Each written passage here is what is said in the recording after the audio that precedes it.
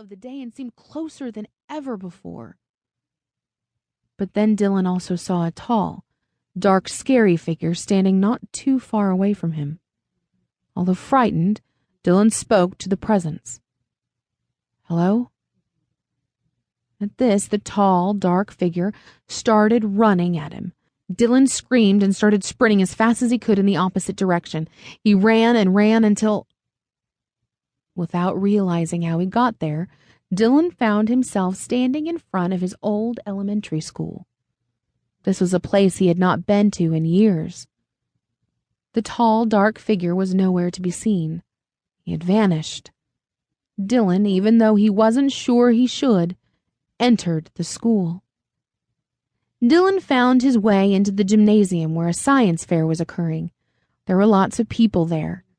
He walked through the crowd of people like water running through a strainer, for no one seemed to notice he was even there.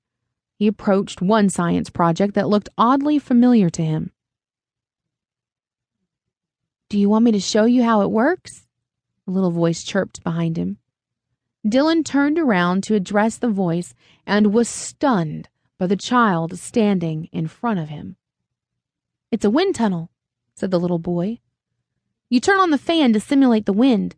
The wing inside the box starts to rise, see?"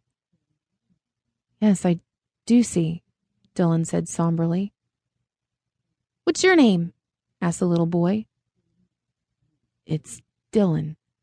"Hey, mine too," said the little boy.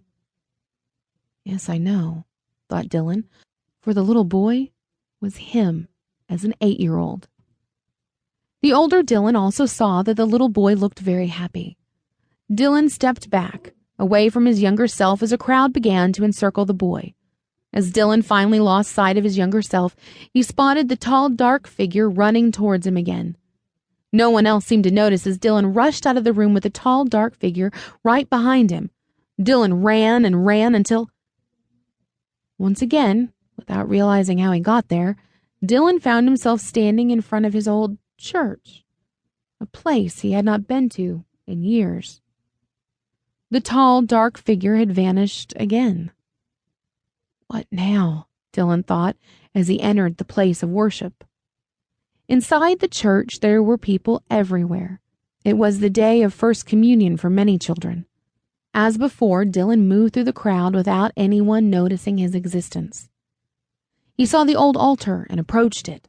Not knowing what to do or even what to think, he sat in the first pew and gazed at the